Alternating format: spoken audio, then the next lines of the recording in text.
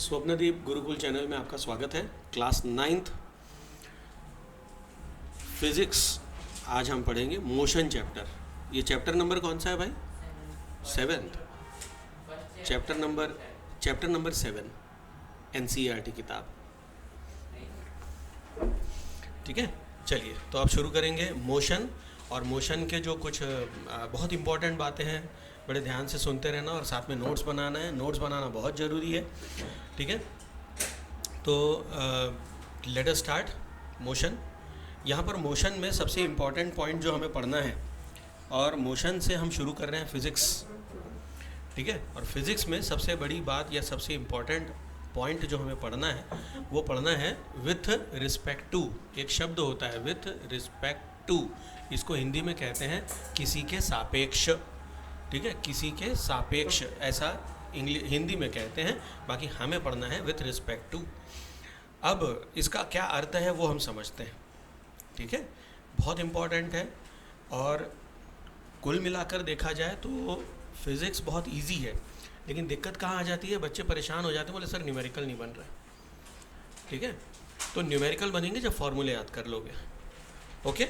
और सब बनेगा, टेंशन नहीं लेना, ओके।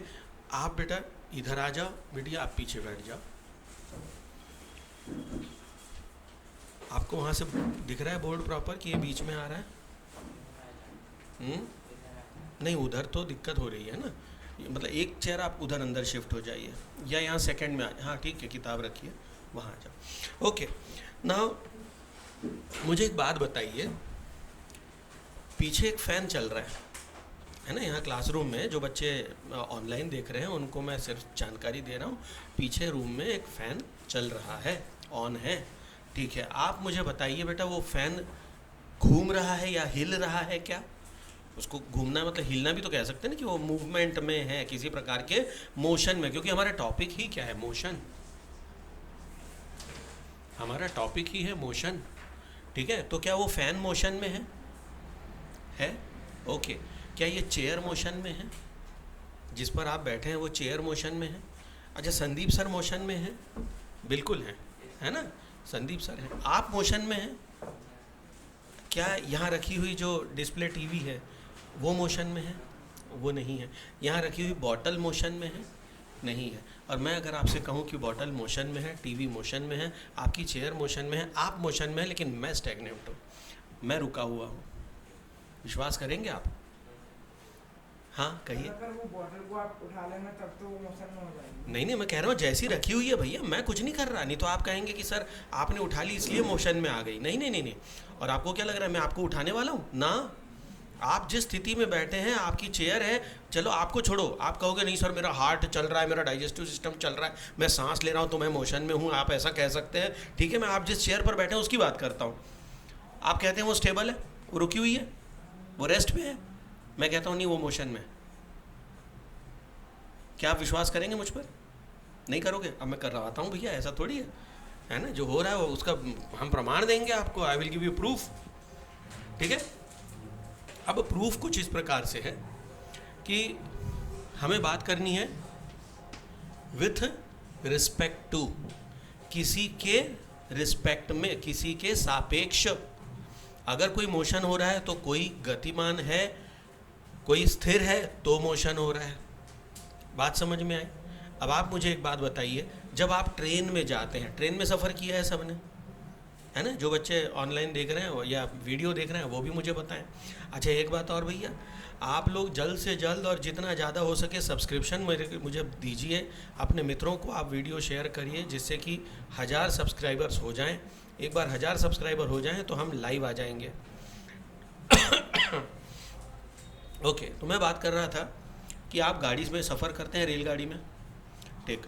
रेलगाड़ी में आप वो कल्पना करिए जब आप छोटे रहे होंगे और आप खिड़की पे पास ऐसे बैठे हैं, मज़ा आता है ना खिड़की के पास बैठने में। और गाड़ी में जब आप बैठे हैं बहुत मज़ा आता है जब हवा लगती है और पेड़ फटाफट पीछे भागने लगते हैं। मज़ा आया कभी? हैं? पेड़ों को पीछे जाते हुए देखा है? धनाधन धनाधन धनाधन आजू बाजू के पेड़ जो हैं वो पीछे जा रहे हैं, देखा है? क्या वाकई उस समय पेड़ मूव कर रहे थे? नहीं। मूव कौन कर रहा था? हम कर रहे थे, लेकिन चूंकि हम लोग बैठे हुए थे और हम अपने आजू बाजू के लोगों को एक जगह बैठा हुआ देख रहे हैं, तो हमें लग रहा है कि हम रेस्ट पे हैं और पेड़ पीछे भाग रहे हैं। जबकि हम जानते हैं, हमारी बुद्धि जानती है कि पेड़ तो ज़मीन से फिक्स है, इसीलिए हम मोशन में हैं। लेकिन बचपन में जब छोटे रहे होंगे आप, तब सबसे पहले आपके मन में क्या भाव आया कि देखो पेड़ पीछे भाग रहा है, पेड़ दौड़ रहे हैं, और वो जो दूर वाला पेड़ है या जो पहाड़ है वो बड़ा स्लो जा रहा है, ये पास वाले पेड़ बहुत तेज़ी से भाग रहे हैं। ऐसा कुछ मन में आया कभी? बचपन में नहीं आया, अपन पैदा ही इंटेलिजेंट हुए बोले, न्यूटन क्या पैदा हुआ होगा, है ना? नहीं। देखिए क्या है, बचपना जो होता है ना, इनोसेंट, ये बड़ा अच्छा होता है। मासूमियत जो होती है ना बचपने की, वो बहुत आवश्यक है और होनी चाहिए। अगर आपने ऐसा विचार किया हो तो बहुत अच्छी बात है, मतलब आप बचपन जिए हैं। ठीक है, तो कायदे से देखा जाए तो हम जानते हैं कि डेफिनेटली कभी पौधे या पेड़ पौधे पीछे की तरफ भाग नहीं रहे, हम आगे जा रहे हैं। बिल्कुल वैसे ही सापेक्ष का नियम है ना, थियरी ऑफ रिलेटिविटी, है ना, आप लिख लें शब्द क्या है, सापेक्ष का नियम या थियरी ऑफ रिलेटिविटी। किसने दी थी ये थियरी? मालूम है किसी को? कोई बहुत बड़े वैज्ञानिक हो गए जिन्होंने ये theory the, theory of relativity, सापेक्षता का नियम। पता है किसी को? No one? आपके स्कूल में ये चैप्टर हो गया मोशन, शुरू तो हुआ होगा, है ना? नहीं हुआ, कंप्लीट नहीं हुआ, पर शुरू हो गया होगा, है ना? तो इसके बारे में चर्चा नहीं हुई स्कूल में? नहीं हुई, कोई बात नहीं, हम बता देते हैं। थियरी ऑफ रिलेटिविटी ये दी थी सर अल्बर्ट आइंस्टाइन ने। किन्होंने दी थी? सर अल्बर्ट आइंस्टाइन ने। ठीक है, और उन्होंने ये कहा था कि सारी चीज़ें इस दुनिया में, हम कभी भी तुलना जब करते हैं, सारी चीज़ तुलनात्मक है। ठीक है, तो इसी तरह से कोई चीज़ अगर रेस्ट पर है या मोशन में है, तो अब हमारे पास दो शब्द हैं। एक है मोशन तो है ही, एक शब्द मिल गया हमें रेस्ट। तो ये जो शब्द हैं, ये शब्द कैसे हैं? रिलेटिव हैं। ये स्थिर शब्द नहीं है, ये कांस्टेंट शब्द नहीं है। ये कैसे शब्द हैं? They are relative. ये शब्द कैसे हैं? रिलेटिव हैं। ठीक है, किसी के रिलेशन में। ओके, तो फिजिक्स में सबसे पहली बात आपको ये समझनी है कि हमें हर जगह, हर बात में हमें एब्सोल्यूट बात नहीं करनी। ठीक है, जब कोई चीज़ रिलेटिव नहीं होती तो वो क्या होती है? एब्सोल्यूट होती है। जब कोई चीज़ रिलेटिव नहीं होती तो एब्सोल्यूट होती है। अगर मैं आपसे कहूँ अरे आप होशियार हो, तो मेरे दिमाग में कोई गधा होगा जिसके सापेक्ष आप होशियार हो गए। ये बात समझ में नहीं? समझे? अगर मैं आपसे कहता हूँ कि आप होशियार हो, तो सीधी सी बात है, मेरे दिमाग में कोई तो होगा जो अच्छा, अगर मैं आपसे पूछूं भैया आप लंबे हैं या नाटे हैं? आप लंबे हैं ऐसा आपको लगता है। आपको क्या लगता है, आप लंबे हैं कि नाटे हैं? आप लंबे हैं। आप लंबे हैं कि नाटे हैं? सब लंबे हैं। आपको क्या लगता है, आप लंबे हैं कि नाटे हैं? आप भी लंबे हैं, नाटे हैं। अच्छा, जब आपको मैंने पूछा तो आपके दिमाग में कौन आया था जिसके साथ आपने कंपेयर किया कि आप लंबे हैं? आपने कहा मैं लंबा हूँ, तो आपके दिमाग में कोई तो आया होगा। किससे कंपेयर किया आपने? अपनी माँ से, आजू बाजू की बहनों से, किससे कंपेयर किया आपने? कोई तो दिमाग में आया होगा ना कि किसी के कंपैरिजन में मैं लंबा हूँ। या क्लासमेट्स, आपकी क्लास में आप सबसे लंबे रहे होंगे, आई डोंट नो, मतलब अच्छा इसीलिए आपने ये कह दिया कि हर साल हम लंबे होते ही हैं तो मैं लंबा हूँ, है ना? नहीं, जब मैंने आपसे ये पूछा कि आप लंबे हैं या नहीं, आप लंबे हैं या नहीं हैं, है ना? तो अगर मैं आपसे ये कहूँ कि अमिताभ बच्चन जी से आप लंबे हैं या नाटे हैं, अब नाटे हो गए, है ना? तो देखो एक ही व्यक्ति है लेकिन वही लंबा है और वही नाटा भी है। आप समझ रहे हैं बात को? ठीक है, आपने जब बोला कि मैं लंबा हूँ तो किसके कंपैरिजन में आपने बताया? एवरेज पर्सन की हाइट। ओके, एवरेज पर्सन की हाइट आपको लगता है आपसे कम है, तो आप गलत सोच रहे हैं। 5'5" से अभी आपकी हाइट क्या है? क्या आप बात कर रहे हो? कल आज नाप के देखेंगे अपन, ठीक है। ओके, तो आपको लगता है उस हिसाब से एवरेज क्या आपके दिमाग में है कि एवरेज हाइट इज ऑलमोस्ट 5.5 और उसके हिसाब से आप लंबे, है ना, ठीक है। ओके, जब आपने कहा मैं लंबा हूँ तो आपके दिमाग में कौन आया, आपकी मम्मी आई या बहन आई? बहन के हिसाब से आपने कहा मैं लंबा हूँ, हाँ? अच्छा, आपकी एक बहन थी, बहन दिमाग में आई जो आपसे पहले लंबी थी और अब वो आपने उसकी हाइट को क्रॉस कर दिया है। ओके, वही मतलब कहने का तात्पर्य, मैंने एब्सोल्यूट प्रश्न पूछा था क्या? हाँ, मैंने ये नहीं कहा कि आप किसी के सापेक्ष आप टॉल है या शॉर्ट है, मैंने ऐसा नहीं पूछा आपसे। मैंने सिर्फ पूछा, एब्सोल्यूट प्रश्न पूछा, आप लंबे हैं या नाटे हैं, ठीक है। लेकिन आपने तुलनात्मक उत्तर दिया, बात समझ में? अगर मैं आपसे कहूँ आप होशियार हैं तो आपके दिमाग में आएगा अच्छा मेरे मामा जी जो हैं वो सॉफ्टवेयर इंजीनियर हैं, उनके हिसाब से तो मैं गधा हूँ, अभी तो मुझे बहुत मेहनत करनी है सर, मैं गधा हूँ। या आप हो सकते हैं सर क्लास में तो मैं टॉप करता हूँ यार, मेरे क्लास के सभी बच्चे गधे हैं, उनसे तो मैं होशियार हूँ। तो आप कहें अरे सर मैं होशियार हूँ। तो मेरे एक ही प्रश्न पर आपके दो प्रकार के उत्तर आप ही के हो सकते हैं, यस नो। अभी जैसे आपसे मैंने पूछा आप लंबे हैं या नाटे हैं, आपने कहा मैं लंबा हूँ, फिर मैंने अमिताभ जी से आपको कंपेयर करवाया तो आप बोले नहीं फिर तो मैं नाटा हूँ। हालांकि हमने किसी ने भी अमिताभ जी को देखा नहीं है प्रत्यक्ष रूप में, लेकिन हम जानते हैं कि वो काफ़ी हाइटेड हैं, राइट, है ना। तो उसी तुलना में, उसी विचारों में कि नहीं, विचारों में वो काफ़ी लंबे हैं, तो डेफिनेटली वो हमसे ऊंचे हैं। बात समझ में है ना। तो आप ही ने उत्तर दिया कि आप लंबे हैं, आप ही ने उत्तर दिया आप नाटे हैं। तो ये सारी बातें कैसी हैं? सापेक्ष हैं। कैसी हैं? रिलेटिव हैं, रिलेटिव, सापेक्ष हैं। सह अपेक्षा, किसी के अपेक्षा में, किसी के रिलेशन में। ओके, तो हमें इस चैप्टर में हर चीज़ किसी के सापेक्ष बात करनी है, किसी के रिलेशन में बात करनी है। अब बात आती है, हम बात करते हैं कि कोई ऑब्जेक्ट मोशन में है या नहीं, ये कैसे तय करें। कोई ऑब्जेक्ट रेस्ट पर है या नहीं है, ये कैसे तय करें। और अब आप मुझे सोचकर बताइए, क्या ये चेयर रेस्ट पर है या मोशन में है। मैं हाथ नहीं लगाता, नहीं तो आप कहेंगे सर आप हिला रहे हैं मोशन में। अब आप बताइए चेयर रेस्ट पे है या मोशन में। बहुत ध्यान से देख रहे हो, सोच रहे हो कहीं से हिल जाए, हवा आ जाए, कुछ तो हिला दे उसको, है ना। अच्छा, क्या लगता है आपको? एक बहुत सामान्य सी बात है, कोई बहुत बड़ा गहन मैंने ऐसा कोई प्रश्न नहीं पूछा है जिसके बाद आपको नोबेल प्राइज़ मिलने वाला है, ऐसा कुछ नहीं होने वाला है ना। तो सामान्य सा प्रश्न है, ये चेयर आपको मोशन में लगती है या रेस्ट पर लगती है। आपका क्या जवाब है? रेस्ट पर है। आपको क्या लगता है? रेस्ट पर है। आपको क्या लगता है? इसके लिए हिंदी शब्द देख लीजिए किताब में। रेस्ट आराम से, मतलब आराम पर है या गतिमान है, ऐसा शब्द है क्या? ओके, आपको क्या लगता है? चेयर रुकी हुई है कि चल रही है, गतिमान है? रुकी हुई है, ठीक है। तो ये आराम में है, रेस्ट में है, लेकिन मैं कहता हूँ ये मोशन में। अब आप कहेंगे सर आपके मन में ऐसा क्यों आया? क्योंकि आपके विचार और मेरे विचार अलग हो सकते हैं, राइट। और मैं बात कर रहा हूँ, मेरे दिमाग में आया कि भैया देखो कैसा है, सूरज भैया जो हैं वो स्थिर हैं और पृथ्वी गतिमान है। पृथ्वी ऐसे भी गोल घूम रही है, अपने अक्ष पर, अपने एक्सिस पर गोल घूम रही है, और सूर्य की भी परिक्रमा कर रही है, it is revolving around the sun. दोनों बातें हो रही हैं। तो ये चेयर कैसे रेस्ट पर हो सकती है? जब हमारी पृथ्वी ही रेस्ट पर नहीं है तो चेयर रेस्ट पर कैसे हो सकती है? तो सूर्य के हिसाब से हमारी चेयर रेस्ट पर नहीं है, इट इज़ इन मोशन। मेरे दिमाग में ये चल रहा है, ये बात समझ में।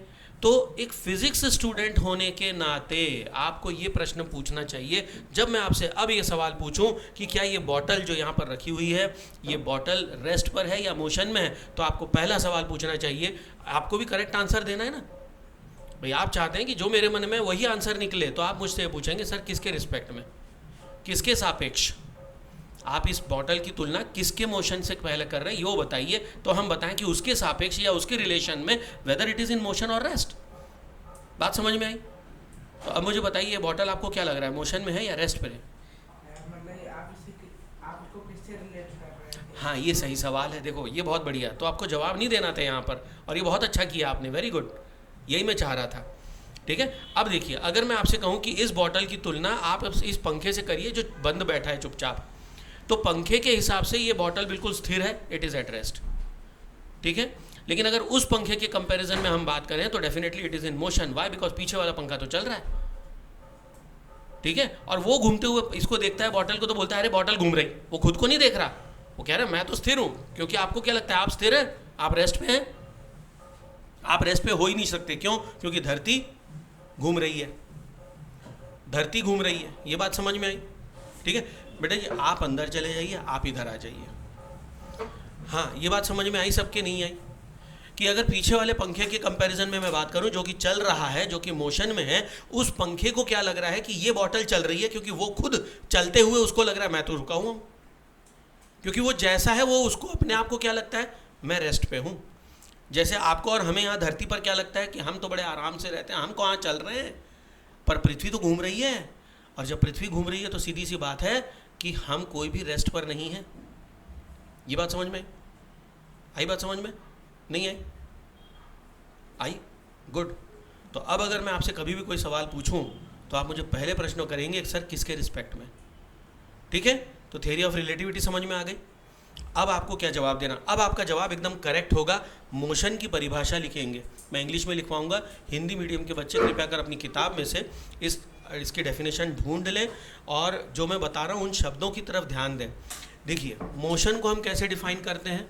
मोशन को हम डिफाइन करते हैं व्हेन अ पार्टिकल, देखिए पहले समझ लीजिए फिर लिख लेंगे। ठीक है, ये कुछ पार्टिकल्स हैं जो इधर उधर बिखरे पड़े हैं। ठीक है, और पार्टिकल्स कह लो या ऑब्जेक्ट्स कह लो, हम फिजिक्स की भाषा में इनको ऑब्जेक्ट्स कह लेते हैं। ठीक है, जो भी चीज़ है उसको ऑब्जेक्ट। फिर आप ये नहीं कहेंगे सर ये तो पंखा है, ये चेयर है, ये टेबल है, ये बॉटल है, ये टीवी है, ये कंप्यूटर है, ये लैपटॉप है, ये मोबाइल है ना, क्या है? ऑब्जेक्ट। सबको क्या कहेंगे हम? ऑब्जेक्ट कहेंगे। ठीक है, इसमें ये वाला जो ऑब्जेक्ट है मैं इसके बारे में बात करता हूँ। लेट अस से ऑब्जेक्ट ए। ऑब्जेक्ट ए, आपको ये बताना है क्या ऑब्जेक्ट ए मोशन में है। तो अभी कहाँ पर है ये ऑब्जेक्ट? अब आप देखेंगे कि इस वाले पॉइंट के तुलना में इस जगह पर है, इसकी तुलना में यहाँ है, इसकी तुलना में यहाँ है, इसकी तुलना में यहाँ, इसकी तुलना में यहाँ है। आप इसको ध्यान से देखते रहेंगे। फिर मैं अगर इसको धीरे से यहाँ से मिटा दूँ और मिटा के मैं इसको यहाँ बना दूँ, देखिए जहाँ पर इसको होना चाहिए था वहाँ ना होकर के यहाँ आ गया। ठीक है, तो हम कहेंगे कि ये जो पॉइंट ए है ये मोशन में है, ये स्थिर नहीं है, ये रुका हुआ नहीं है, ये आराम में नहीं है, ये रेस्ट पर नहीं है। ये बात समझ में आई? ठीक है, तो अब इसकी डेफिनेशन कैसे होगी? मोशन को हम कैसे डिफाइन करेंगे? लिखिए, motion is defined, motion is defined for an object, motion is defined for an object, किसी for an object, motion is defined for an object as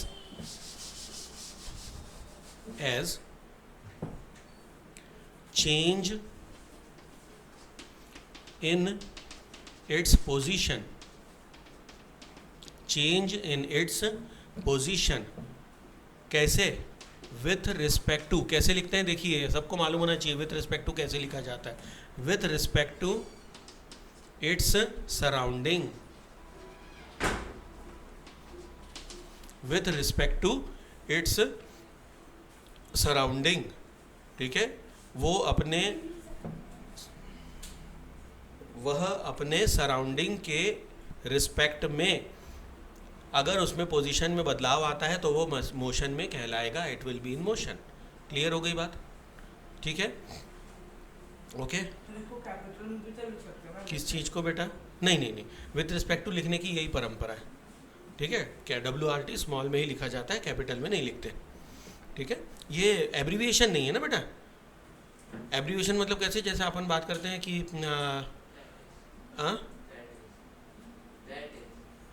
वो भी स्मॉल में लिखा जाता है, IE वो भी स्मॉल में लिखते हैं, दैट इज़ अगर आप कह रहे हैं तो, है ना। एब्रीविएशन का मतलब होता है जैसे अगर मैं आपसे कहूँ NDA, वो कैपिटल में लिखाया जाएगा, है ना। क्या होता है NDA, किसी को पता है?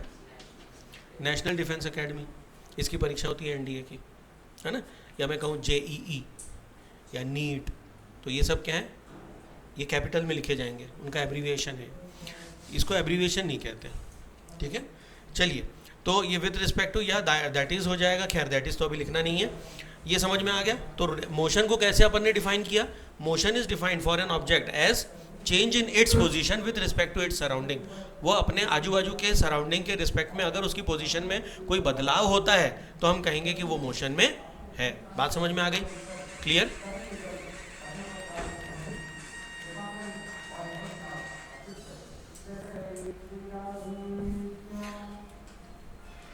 चलिए अब बात करते हैं रेस्ट क्या होता है। रेस्ट को परिभाषित करते हैं बिल्कुल ऐसे ही। हम क्या कहेंगे, रेस्ट क्या है? when there is no change in motion, when there is no change in position observed with respect to its surrounding, then an object is said to be at rest। बनी बात है ना। कोई भी ऑब्जेक्ट रेस्ट पर कब माना जाएगा? जब वो अपने सराउंडिंग के सापेक्ष, सराउंडिंग के रिस्पेक्ट में उसमें कोई चेंज पोजीशन पर नहीं दिखाई दे रहा, तो हम कहेंगे वो रेस्ट पे है। हाँ बोलिए।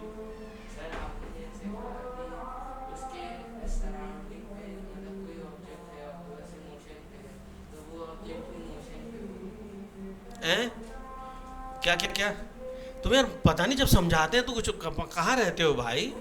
क्या पूछ रहे हो? बोलो बोलो, फिर से बोलो बोलो।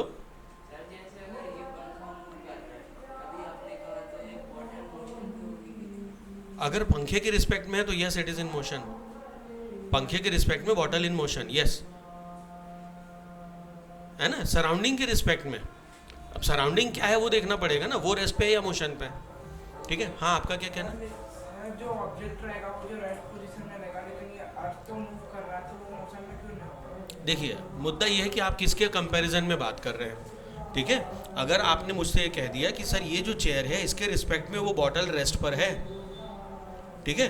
अब आप कहें सर नहीं ये चेयर तो with respect to earth move कर रही है, अभी आपने मुझे बताया, पर हमारी अभी बात क्या हो रही है कि इसके रिस्पेक्ट में, तो इसके रिस्पेक्ट में अगर उसकी पोजीशन चेंज नहीं हो रही है बॉटल की चेयर की रिस्पेक्ट में, then definitely it will not be considered in motion. क्योंकि ऑब्जर्वर क्या है, यहाँ पर हम ऑब्जर्व कर रहे हैं और हम ये देख रहे हैं कि वो गतिमान है या नहीं है, वो मोशन में है या नहीं है। और वो कैसे तय करेंगे? हम कोई फिक्स पॉइंट ले लेंगे, उसके हिसाब से हम देखेंगे कि अगर ये चेयर नहीं मूव कर रही, मैंने इसको पकड़ लिया, बोले अब इसके हिसाब से देखता हूँ वो बॉटल मूव करती है या नहीं। तो आप देख रहे हैं कि बॉटल मूव नहीं कर रही, तो आप कहेंगे सर चेयर के रिस्पेक्ट में बॉटल मूव नहीं कर रही।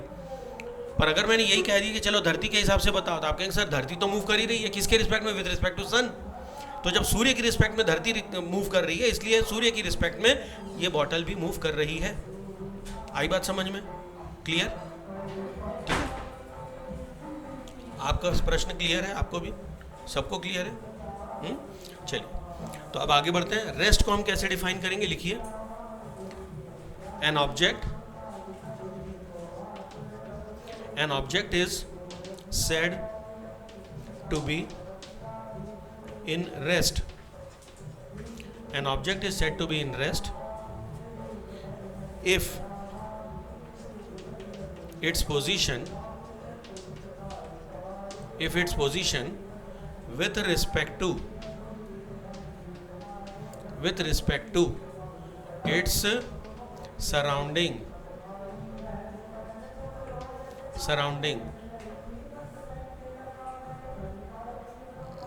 क्या लिखा हमने? If its position with respect to its surrounding does not change,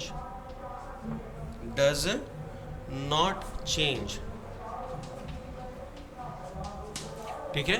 यदि सराउंडिंग के रिस्पेक्ट में पोजीशन में कोई बदलाव नहीं है, तो डेफिनेटली हम कहेंगे कि वो ऑब्जेक्ट रेस्ट पर है। क्लियर हो गई बात? ठीक है, तो आज हमने दो शब्द सीखे, मोशन और रेस्ट। अब आप देखेंगे आपके एनसीईआरटी में एक और शब्द है, और वो शब्द है uniform and non uniform motion. ठीक है, यूनिफॉर्म और नॉन यूनिफॉर्म मोशन। अब यूनिफॉर्म मोशन क्या होता है और नॉन यूनिफॉर्म मोशन क्या होता है, ठीक है, अब इसे भी समझ लेते हैं।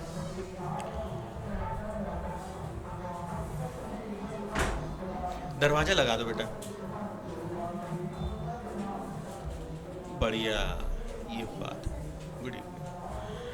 देखिए यूनिफॉर्म, इस शब्द का अर्थ पहले समझ लेते हैं। ठीक है, आप अपने स्कूल में यूनिफॉर्म पहनते हैं? स्कूल में यूनिफॉर्म पहनते हैं,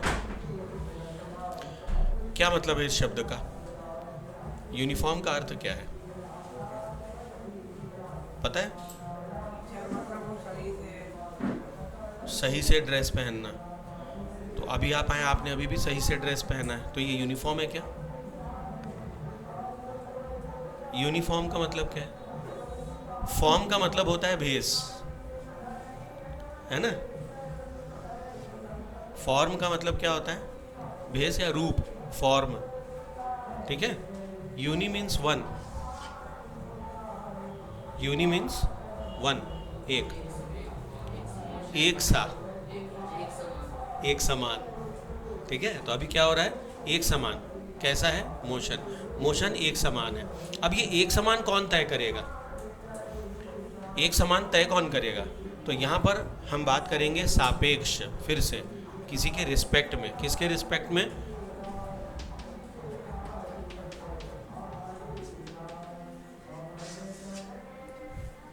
समय के, टाइम के, ठीक है। अगर मान लीजिए कि एक ऑब्जेक्ट यहाँ पर है, वो यहाँ से यहाँ पर आ जाता है 1 सेकेंड में, अगले 1 सेकेंड में वो यहाँ से फिर यहाँ आ जाता है, उसके अगले सेकेंड में वो यहाँ पर आ जाता है। मैं अंदाज से बना रहा हूँ, पर मान लो कि ये इस दिशा में, इस डायरेक्शन में 1-1 सेंटीमीटर खसकता जा रहा है। मैंने तो अभी अपने मन से बना लिया कुछ तो भी डिस्टेंस, पर ऐसा मान लीजिए कि एक निश्चित गति से आप जब उसको ऑब्जर्व कर रहे हैं तो आप देख रहे हैं घड़ी में हर सेकेंड वो अपनी पोजीशन 1 सेंटीमीटर आगे खसका लेता है और एक ही दिशा में चले जा रहा है, ठीक है। तो आप क्या कहेंगे? ये कैसा मोशन है? ये यूनिफॉर्म मोशन है, ठीक है। बात समझ में आई? इसकी डेफिनेशन लिख लीजिए। Uniform motion, when object changes its position at constant rate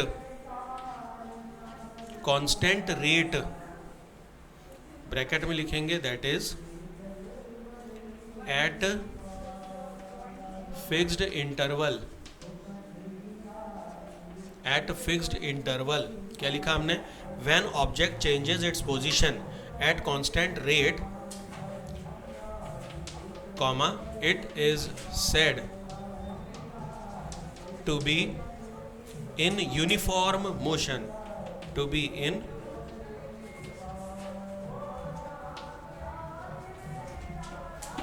uniform motion. अच्छा, अब एक और बात जो कि एक बड़ा डिस्क्लेमर है, और ये डिस्क्लेमर देना बहुत ज़रूरी है। डिस्क्लेमर ये है कि यही परिभाषा स्टैंडर्ड नहीं है।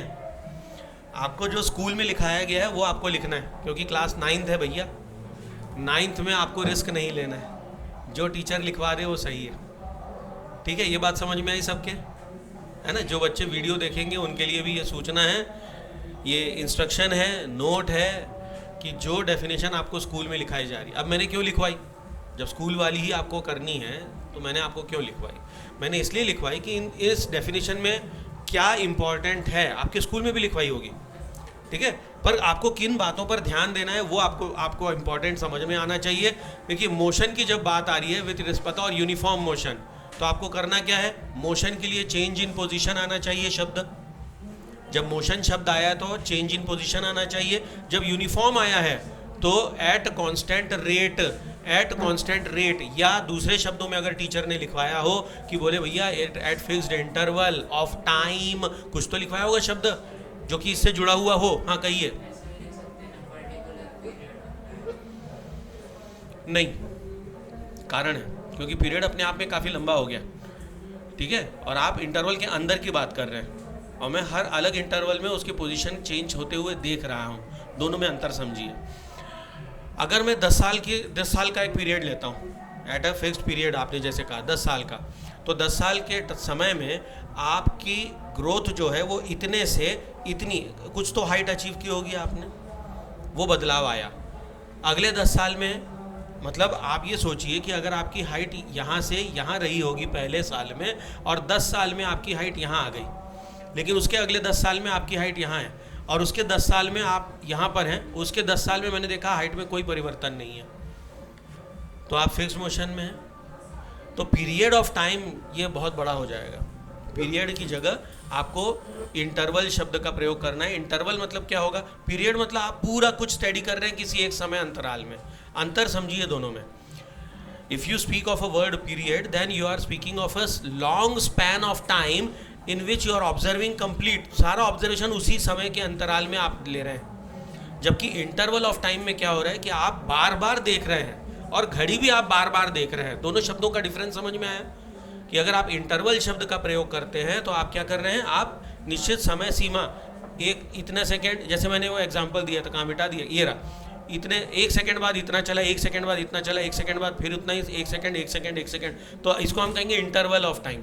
इसको मैं टाइम पीरियड या period of time, during a period of, not in a period of time, at every interval I am observing, and I am observing that change in position is constant, it is changing at constant rate।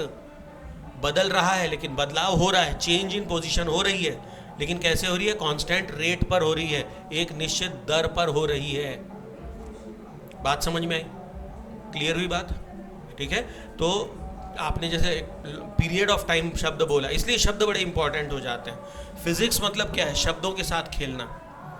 Physics मतलब आपको शब्दों के लिए बहुत ज़्यादा stringent रहते हैं। चलिए शब्दों के हिसाब से मैं एक चीज़ आप लोगों से पूछ लेता हूँ, आपको जल्दी समझ में आएगा, और मेरे ख्याल से जो बच्चे वीडियो देख रहे हैं उनके लिए भी ये बात थोड़ी सी समझने लायक होगी।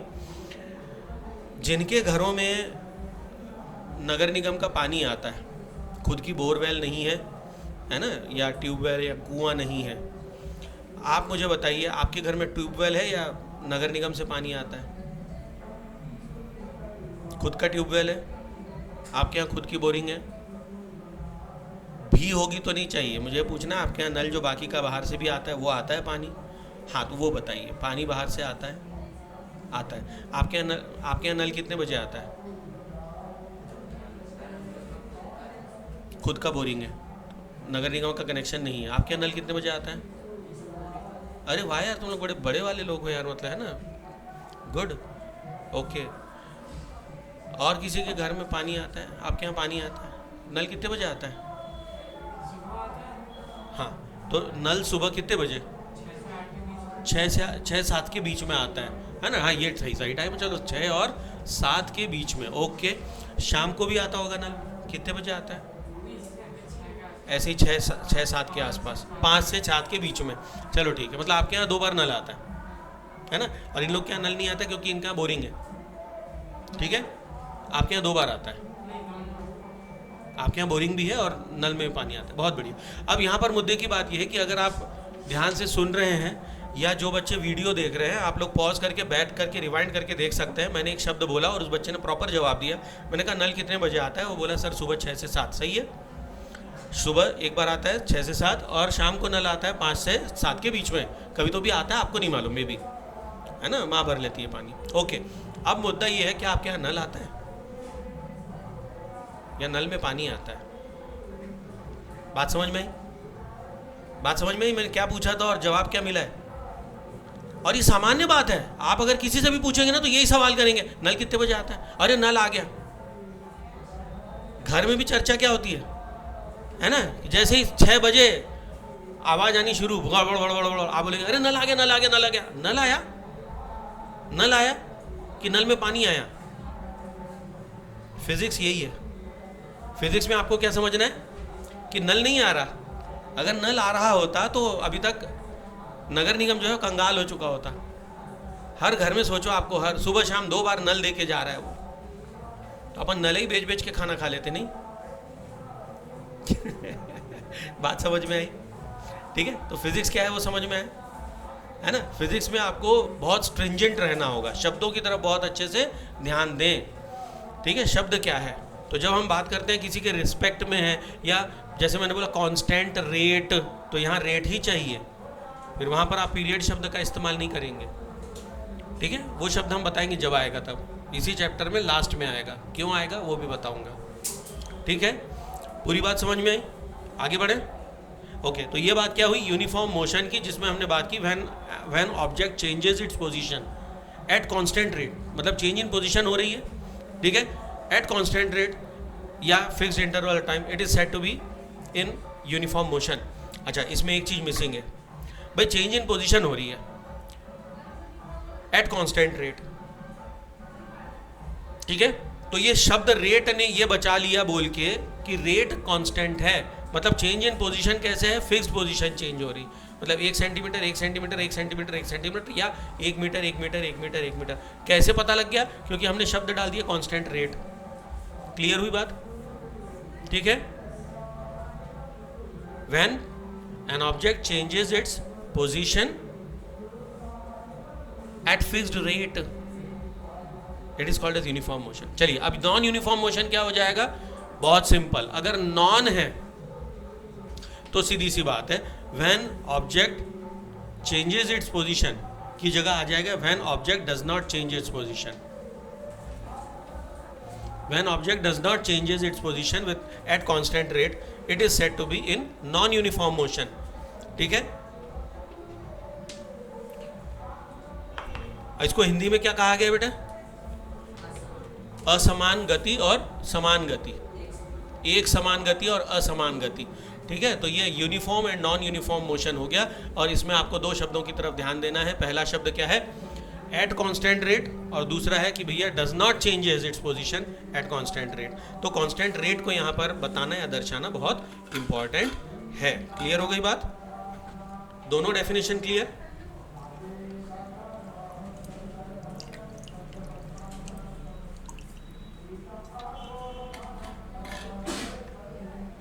ओके,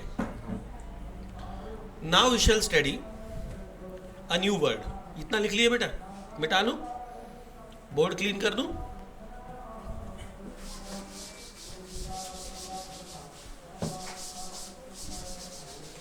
ओके, अब एक शब्द, जब मोशन हमने पढ़ लिया तो अब बात आती है स्पीड क्या है, गति, स्पीड, स्पीड।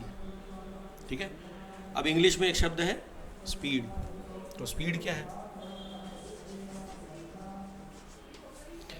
स्पीड एक ऐसा टेक्निकल शब्द है जिसके लिए एक फॉर्मूला बना हुआ है, और वो है distance upon time. Speed is equal to, अभी लिखना नहीं है किसी ने, हाँ कोई लिखेगा नहीं, डिस्टेंस अपॉन टाइम। अब इन चीजों को समझने से पहले हम फिजिक्स में दो इंपॉर्टेंट शब्दों की तरफ ध्यान देंगे, और वो शब्द हैं वेक्टर एंड स्केलर। ये बहुत इंपॉर्टेंट है, क्योंकि जब तक हम वेक्टर और स्केलर नहीं समझेंगे हम स्पीड को नहीं समझ पाएंगे। ठीक है, तो अगला टाइटल जरूर है स्पीड, लेकिन उसको समझने के लिए आप नोट करके डालेंगे वेक्टर एंड स्केलर। और ये होते क्या है वेक्टर और स्केलर, वेक्टर और स्केलर कोई फिजिकल क्वांटिटी होती है। ठीक है, सम फिजिकल क्वांटिटी। तो वेक्टर और स्केलर क्वांटिटी क्या होती है ये समझते हैं। ठीक है, चलिए अब इसको समझने के लिए, स्केलर शब्द का अर्थ होता है स्केल से, स्केल। ठीक है, स्केल मतलब क्या, किसी चीज को नाप पाना। ठीक है, उसको हम स्केल कर पा रहे हैं। तो स्केल का मतलब केवल वो स्केल नहीं होती कि आपके हाथ में एक तो स्केल पकड़ा दी, बोले सर ये वाली स्केल है ना, टेक्निकली आपने इसको स्केल कह लिया। ठीक है नहीं, जिस चीज़ को आप जिस भी इकाई में, जिस भी यूनिट में नाप सकते हैं, हम कहते हैं हम उसे स्केल कर रहे हैं। क्या कर रहे हैं हम उसको स्केल कर रहे हैं, मतलब उसको नाप रहे हैं। तो उसको नापना, जैसे अगर मैं आपसे कहूँ वजन का नाप किस में आता है, केजी में, है ना, बिल्कुल ठीक। तो क्या केजी एक स्केल है, बिल्कुल है, केजी एक स्केल है। और क्या स्केल हो सकती है, सेंटीमीटर, क्या किलोमीटर, हाँ बिल्कुल ठीक है, किलोमीटर या मीटर या है ना सेंटीमीटर, जो भी नाप है। हाँ, लीटर, बहुत सही है, लीटर, ये सब आ गया। और क्या आ सकता है जिसको आप नाप सकते हैं, टाइम, वेरी गुड, टाइम को आपने नाप लिया, सेकंड कह दिया, है ना। और भी चीज़ें हैं जिसको हम नापते हैं, जैसे बिजली में हम कह लें वोल्ट है, करंट को एम्पियर में नापते हैं, ऐसे नाप हैं। हाँ हाँ, फ्रीक्वेंसी को भी नापते हैं, वो कि उसका यूनिट क्या होती है, पर सेकेंड, हर्ट्ज। हाँ, पर सेकेंड, एक्चुअली पर सेकेंड को ही हर्ट्ज कहते हैं। एम्पलीट्यूड को मीटर में नापते हैं, एम्पलीट्यूड को मीटर में नापते हैं। ठीक है, तो अब नाप समझ में आ गया। तो anything which can be measured is a scalar quantity. ठीक है, अब मेजरिंग क्या कर रहे हैं, हम ये देख रहे हैं कि वो कितना बड़ा या कितना छोटा है। राइट, अगर मैं आपसे कहूँ कि 2 किलो आलू है और 50 ग्राम हींग है बनी बात। या सौंफ है, सौंफ जो है, सौंफ खाते हो मालूम है सबको, सौंफ, 50 ग्राम सौंफ और 1 किलो आलू। ठीक है, हमने नापा, कितना है उसके ऊपर बात हुई, ठीक है, वी मेजर्ड, हमने उसको स्केल तो कर लिया, लेकिन कितना है ये हमने देखा। तो इसको हम कहते हैं मैग्नीट्यूड, उसको मैग्नीफाई कर रहे हैं ना, कितना है वो, मैग्नीट्यूड कर रहे हैं उसका, कम है ज़्यादा है। ये जो कम और ज़्यादा वाला शब्द होता है उसके लिए शब्द है मैग्नीट्यूड। क्या होता है शब्द, उसको कहते हैं मैग्नीट्यूड। तो ये जितने भी नाप हैं ये सब काहे में, ये सब उपयोग आ रहे हैं मैग्नीट्यूड को डिफाइन करने में। अभी आपने कहा केजी, मैं कह दूं ग्राम, चेंज हो गया, मैग्नीट्यूड बदल गया। ओके, आपने कहा किलोमीटर, मैं कहूँ नहीं मीटर, मैं कहूँ नहीं सेंटीमीटर, चलो मिलीमीटर, फिर बदल गया। तो मैग्नीट्यूड वाइज हम किसी चीज़ को आपस में तुलना कर सकते हैं। तो ये सब सारे शब्द किस पर निर्भर कर रहे हैं, मैग्नीट्यूड पे। कितना बड़ा, कितना छोटा, कितना ज़्यादा, कितना कम, कितना अधिक, कितना कम, राइट। तो उसे हमने क्या कह दिया, शब्द है मैग्नीट्यूड। और स्केलर क्वांटिटी, स्केल करना, यही है। तो अब वेक्टर एंड स्केलर में आप स्केलर की डेफिनेशन सबसे पहले लिखेंगे, लिखिए scalar quantities, scalar quantities, scalar quantities क्या होती हैं स्केलर क्वांटिटीज, लिखिए the physical quantities, the physical quantities, TIES, the physical quantities, QUANTI, N यहाँ नहीं आएगा, quantities, the physical quantities which are measured in terms of magnitude, magnitude only, ये only शब्द बड़ा इंपॉर्टेंट है, in terms of magnitude only, are called क्या, scalar quantities. Example, जब भी आप फिजिक्स में कोई परिभाषा लिखे तो तुरंत एग्जाम्पल देना अनिवार्य है, आवश्यक है, इंपॉर्टेंट है, देना है कंपलसरी। तुरंत आप लिखेंगे एग्जाम्पल। तो स्केलर क्वांटिटी का एग्जाम्पल क्या होगा, जिसमें केवल मैग्नीट्यूड है, तो आप कहेंगे सर मास, किसी भी चीज़ का द्रव्यमान, ठीक है। अच्छा, इसको क्या लिखेंगे, किसी भी स्केलर क्वांटिटी क्या है, दो चीज़ें होती हैं, अदिश और सदिश। सदिश, दिशा के साथ, सदिश वेक्टर क्वांटिटी, और स्केलर क्या होती है, अदिश। जिन्होंने बच्चों ने नोट्स बनाए हिंदी में, स्केलर क्वांटिटी को आप अदिश कह सकते हैं, जो दिशाहीन हो, ठीक है भैया। वो दादा लिख लो ना, अदिश लिख लो, अदिश संख्या। तो अदिश संख्या क्या होती है, वह भौतिक इकाइयाँ, वह भौतिक इकाइयाँ जिन्हें केवल मैग्नीट्यूड, भैया देख लेना, ठीक है, जिनको केवल मैग्नीट्यूड में नापा जा सकता है, ठीक है, उसे हम क्या कहते हैं, अदिश राशि कहते हैं, ठीक है, अदिश राशियाँ कहलाती हैं वो, ठीक है। अच्छा, इसमें क्या आ जाएगा, एग्जाम्पल द्रव्यमान या मास, बनी बात है कि नहीं। आलू किस में नापोगे आप, केवल मैग्नीट्यूड में, कम है, ज़्यादा है, कितना है, 1 किलो है, 10 किलो है, 50 किलो है, टन में है, कुंटल में है, या एक आलू है 50 ग्राम है, 100 ग्राम है, किस में नापोगे आप, मैग्नीट्यूड में। बात समझ में आई, ठीक है। तो ये मास हो गया। और क्या आप नाप सकते हैं, समय हमने बात की थी, समय सेकंड, तो टाइम हो सकता है, कॉमा करके टाइम लिख दीजिए। और कौन सी राशि हो सकती है जो अदिश राशि है, जिसको दिशा की आवश्यकता नहीं है, अदिश राशि, स्केलर क्वांटिटी,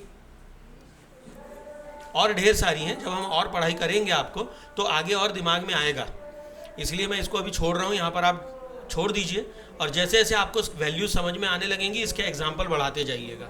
मैं अभी बताऊँगा, आपको समझ में नहीं आएगा, मैं कहूँगा स्पीड है या और भी मैं कुछ लिख दूं तो आपको समझ में नहीं आएगा, अच्छा स्केलर है तो क्यों है, क्योंकि स्पीड अभी क्या है पता ही नहीं है आपको, ठीक है। चलिए अब हम पढ़ेंगे वेक्टर क्वांटिटीज, ये लिख लिया, मिटा दूं, चलिए वेक्टर क्वांटिटीज, दूसरा नंबर है वेक्टर क्वांटिटी।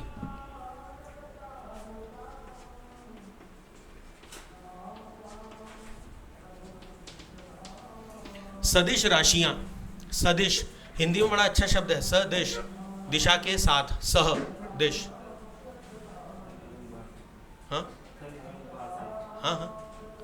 ठीक है, सदिश दिशा के साथ। तो यहां पर आप क्या लिखेंगे, द फिजिकल क्वांटिटीज, द ऐसी भौतिक राशियां जिन्हें, दरवाजा बंद करते जाओ बेटा, है ना, the physical quantities which are measured in terms of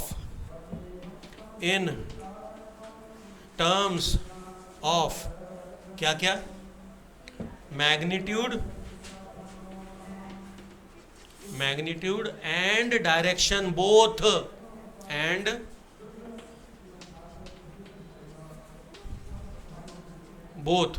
magnitude and direction both, comma, are called vector quantities.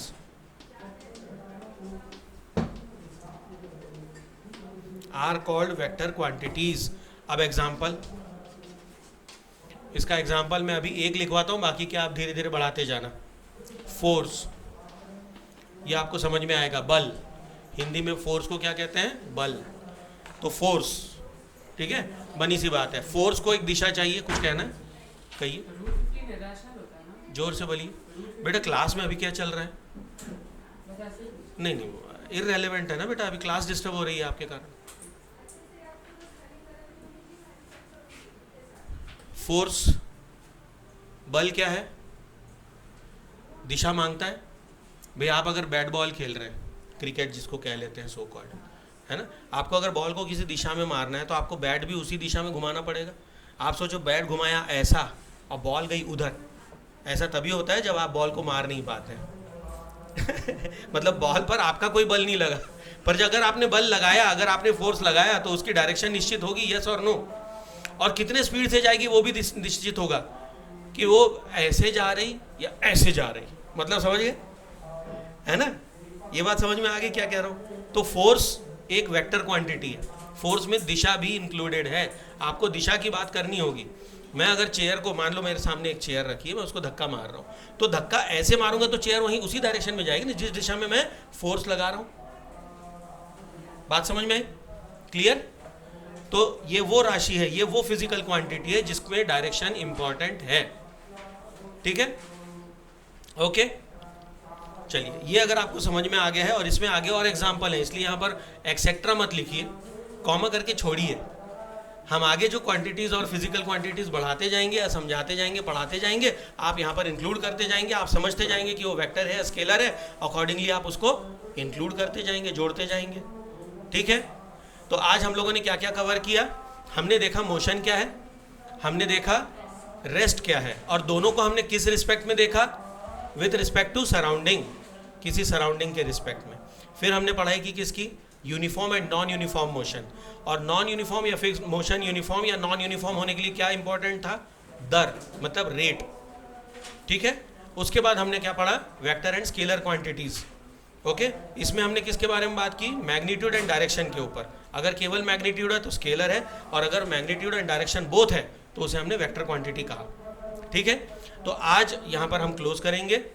अगली क्लास में, अगले वीडियो में हम इसको और आगे बढ़ाएंगे, इसी टॉपिक को, दैट वुड बी पार्ट 2, ठीक है।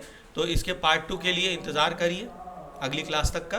तब तक के लिए धन्यवाद। वंदे मातरम, जय हिंद, जय Siya Ram, and take care.